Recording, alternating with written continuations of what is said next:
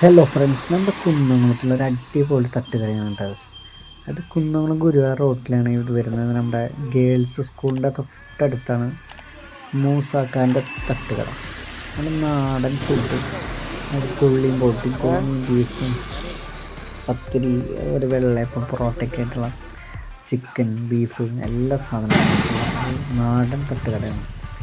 നമ്മുടെ കുന്നംകുളത്തുള്ള എല്ലാവരും മസ്റ്റായിട്ട് ട്രൈ ചെയ്യണം സംഭവം കേട്ടോ.